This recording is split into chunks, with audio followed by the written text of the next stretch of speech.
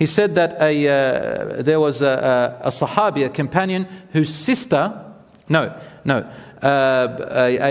woman came to Aisha radiallahu anha, and she said, my father married me, gave me away to this man without asking me my consent. He didn't ask me. Next minute I saw myself married in their culture. So she said, let's wait for Rasulullah to come and answer. When he came along, he asked her, is this true? And she described, I had no say in the matter.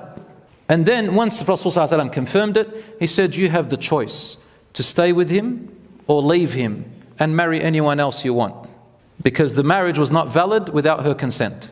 So she said, I choose to stay, but I wanted people to know at least that we are not forced to marry without our consent as women.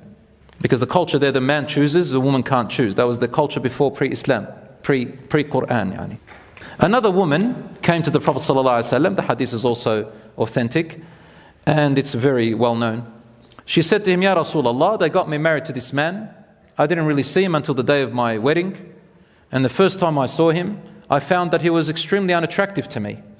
When he walks with the men, he's the shortest and the bulkiest and the least attractive. He's got no money. He's not known. I don't know what I'm doing with him. I can't. I fear that I'm going to earn sins by staying with him. Sins meaning I can't give him his rights as a husband. So he called him and said, what's the mahar that you gave? He says, I gave her a little strip of land as her bridal gift. And she said, return the land to him and you divorce her. And that's it. They got divorced. It's called khula. So people are not forced to stay in a marriage that they were pressured to, or if it gets to a point where the marriage becomes so toxic that you guys are going to earn sins by staying in the marriage, where the rights are not going to be met, then there is a room for both the man and the woman to get out of the marriage. But obviously there is a process. Today is not the time to talk about that. We'll talk about it next week. So the consent of the couple is a condition of the marriage. Number 3 is the wali. A wali means the guardian. Who is the guardian in the marriage? Listen carefully, brothers and sisters, I have to make this very clear. The guardian of the bride. The groom does not need a guardian.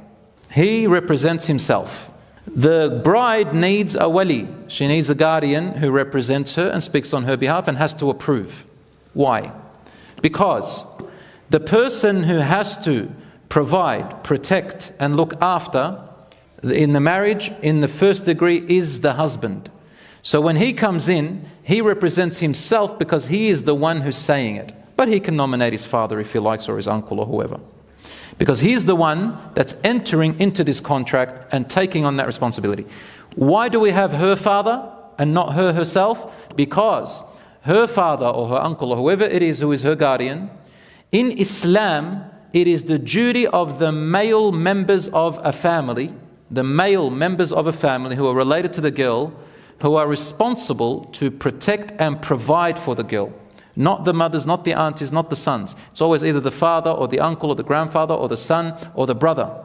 Because they're responsible for that, they're responsible for her protection and her affairs, her father has to come and give that responsibility from him, transfer it to this new husband. So he shakes hands with him and says, I give you my daughter, meaning I now give you the responsibility. I'm no longer responsible for her, you are. And we need the father there because he has got that duty and he has to pronounce and declare that the duty has been passed on, and he agrees that it's been passed on to him. So there's no clashes. So when you understand the duties of the men and women in a family unit, you'll understand why we have the guardian there. And really it's about the protection of the girl and her interests. All these men come along and these women, mostly for the girl, so that she is not played around with, she is not used, her rights are met. Because, in those times, especially a girl who hasn't been married before, her feelings are really up in the air, and so is the boy, right? And so you need a chaperone, you need a guardian who comes in and says, okay, I'm going to think up here while you guys think here. So it's very important in Islam, you'll understand once you understand the family unit. So you need a wali. Now, brothers and sisters, the wali it's a ladder. There is an order to the wali. The first person who has to be the wali, the guardian, is her father in the first degree. The father is the main one. If the father is absent or he's dead, he died, for example, passed away, the next one after him is the grandfather. his father, from the father's side. He's the next one responsible in Islam. If the grandfather's not around, if she was married before, it's her son. Her son is the one that represents her affairs and makes sure her rights are met. So basically they make sure their rights are met. And when you have a man coming to ask for the daughter, and he has a man in front of him, the language changes, doesn't it? It's like, yes, I'll make it easy, but be careful. So then, if the son is not there, then we take the brother of the girl, who is from the father's side, or her brother who is from her mother and father. If the brother's not there, then the next closest relative from her father's side, so a nephew, a cousin. That's the correct order, because in Islam it is always the father's side of the men who are responsible to provide, protect, and make sure the interests of the girls of the family are met. That's why the Prophet ﷺ used to say, "Khayrukum khayrukum li ahlihi." The best among you men is the one best to the women of his family. Ahlihi meaning his wife, number one, and ahlihi also means his mother, his sister, his daughters, the ahl. Brothers and sisters, that's the wali. Some questions have been asked. Is there a difference of schools of thought? Do all the scholars, all the schools of thought in Islam say you have to have the wali in a marriage? That's a fair question, and I'll answer it. There is a slight difference of opinion on whether the wali is really a condition of the marriage for it to be valid or not. The marriage is of two parts: the contract, where you sign or you talk, and then there's the part which is called the consummation. What's the difference?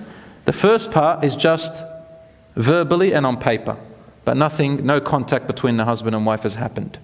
The last part is the consummation, which means when they move in together, they consummate it. You know what I'm talking about, when the intimacy happens physically.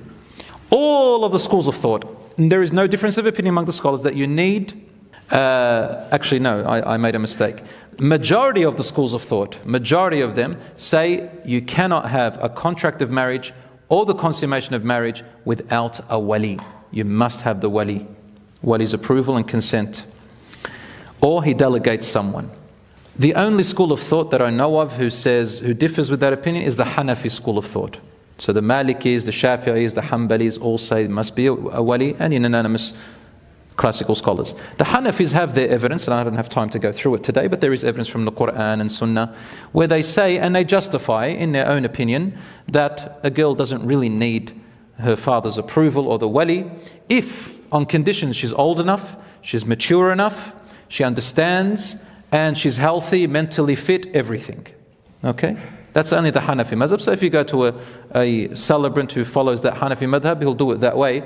But I don't do it that way, and the majority of celebrants, so we don't have question marks on a marriage